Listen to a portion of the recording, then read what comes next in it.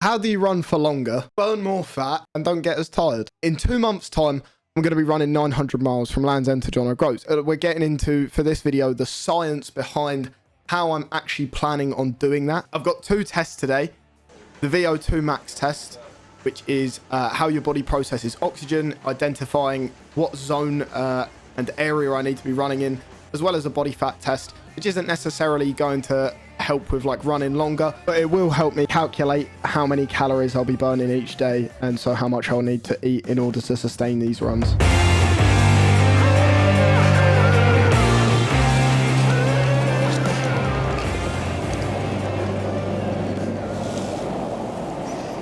We're going to do 3 minutes on here. After the 3 minutes, we're going to start a test. They're going to be 1 minute intervals. From there, we're going to start 4.2 kilometers an hour, go up 0.8 kilometers an hour. It's basically a test until exhaustion, so just keep going until the point at which you can't go any longer. At that point, just hands to the side of the treadmill, jump to the side. I'll hit the stop button.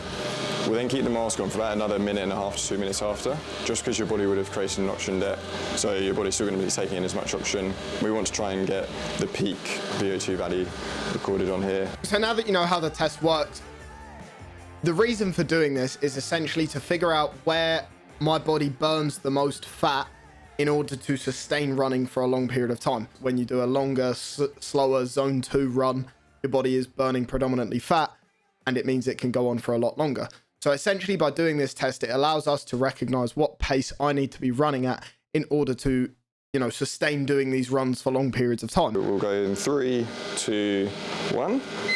So yeah, up to 4.2 kilometers an hour. So it should start off nice and easy to begin with, but that's kind of what we want, and then it will just gradually increase from there. So, yeah. In terms of like someone who is an athlete and someone who is training for whatever reason, like what benefit does this give them? So doing a VO2 max test allows us to specifically quantify like specific training zones. So for you, your zone 2, your aerobic threshold is between 145 and 158 beats per minute. So we know that if you train at that threshold, you're just going to be increasing mitochondrial size, density, becoming a much more efficient athlete. We can also then work out your anaerobic capacity, so anaerobic threshold, which is your top end capacity, which will increase your VO2 max. And generally, the research shows the higher the VO2 max, generally the fitter an athlete tends to be as well. So yeah, the contribution from carbohydrates is starting to kick in a bit more, so it just shows the intensity is starting to increase. That's perfect. Nice increase in heart rate as well throughout the test. That's perfect. Yeah, it looked really good so far. One of the things that I get asked most, especially in stream and stuff, is about losing weight. Obviously, my weight loss journey has been very public. It was kind of hard to not be. Sit in front of a camera every day and stream.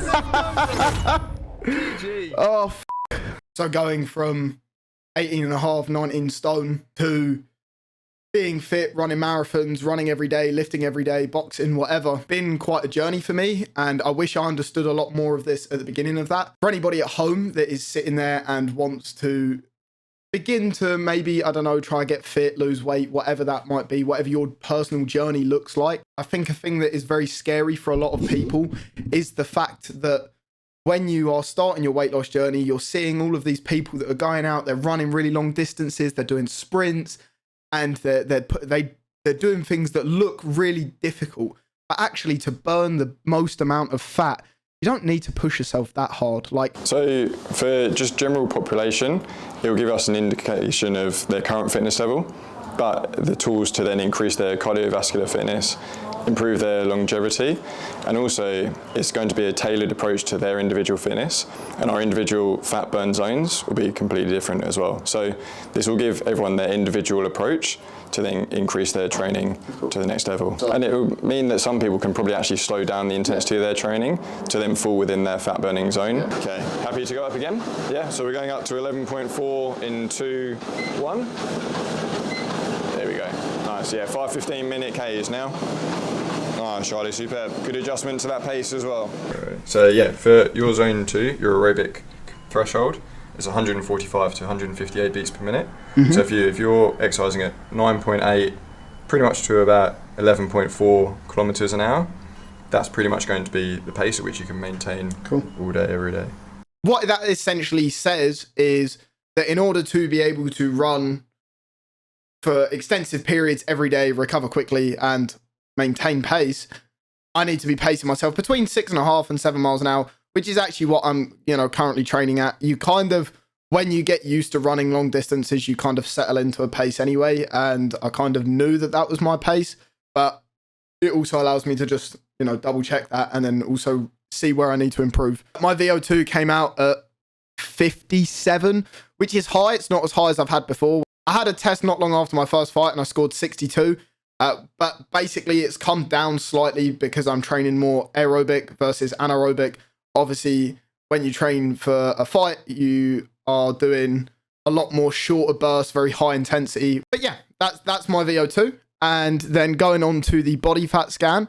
This type of scan is very basic, like body composition. It figures out like rough fat percentages and such. Obviously, it's not too accurate because you have things like hair taken into account, and I have very long hair at the moment. But essentially, you spin around and it takes a scan of your body and gives you all the dimensions of your body. It's always a slightly uncomfortable thing to do, but it's always more uncomfortable when you're in your pants and multiple cameras pointing at you. Trying to make me laugh, mate. I've got a camera. And then works out roughly fat percentage versus muscle percentage, or like lean muscle mass. And we utilize that to look at my BMR, which is basal metabolic rate, which is how many calories I burn during the day. If I was to not move whatsoever, which according to this data at the moment is about 2,000. So on a regular day, between my BMR and just sort of fidgeting and moving about and very general kind of movements, I would probably be burning between 2,500 to 2,700. Cool. Great. Yeah. Looks alright to me. Do you want to film any of this? Yeah, well, yeah, I'll probably let me put my pants back on. And then normally when I'm running, I'm burning around 600 calories for every 5 miles that I run. So on a day where I'm running 30 miles, I'm going to be burning about 6,000 calories. And obviously that's something that I need to understand so that I can fuel myself on these runs. Because realistically, I probably want to be eating in a slight calorie surplus, as opposed to like maintaining that more than anything, because I want to be recovering quickly to be able to run it again the next day. I want to say I've gained a bit. You've lost a little bit of body fat. Oh, I have lost a bit. Lost Okay, 1%. cool. That's not bad. That's good, mate. Pleased with that. The running, I think that might have been your best shape. It was Well, that was before we really cracked on in December. That was wasn't it? beginning of December. Yeah. You were fucking shredded. Yeah. But you were hench as well. Like, Yeah. It's unreal. You think for the last 2 months I've ran almost every day. Yeah. Do you know what I mean? You're going to lose a bit here. So all in all, what we've taken away from this is that essentially, in order to be able to sustain running every day for longer and to cover as many miles a day as I possibly can / want to, I'm going to need to run at an average pace between 6.5 to 7 miles an hour. And I'm going to need to be consuming around 6,000 to 7,000 calories a day in order to maintain and repair in time. There's a lot of stuff that's applicable to people that aren't trying to run 30 miles a day as well, in terms of, knowing your base maintenance calories and knowing what you need to eat to maintain or be in a calorie surplus or be in a deficit, depending on your goals. But also the best way to burn fat, because obviously whether you are, a gym gainer and you are trying to gain, you can still burn fat and build muscle at the same time. And this gives you a very surefire way to do so. But also if you're just trying to lose fat as a whole, because maybe you are trying to get onto being a bit more fit or whatever, once again, doing a VO2 test is normally a good place to start. You can get a very basic number for your maximum aerobic threshold. So if you take away your age from 180, it gives you the higher end of your aerobic threshold, which means basically don't train above that. So for me, that's 180 take away 23, which is 157, which lines up roughly with mine. But that said, the donation link is now live. I'll probably do a separate video about the actual charities themselves, but we are going to be raising money for the Stroke Association and Walking with the Wounded, 2 incredible charities that both have a very close place in my heart. I will leave the donation link down in the description if you do want to donate. I hope you learned something from this video. Next week's video is going to hopefully be the logistics and route. That's sort of coming to a close at the moment, so hopefully that's all ready for next week. Don't just suck it, suck it. Smash a like, subscribe if you have made it this far, and let me know if there's any other videos around this topic that you want to see.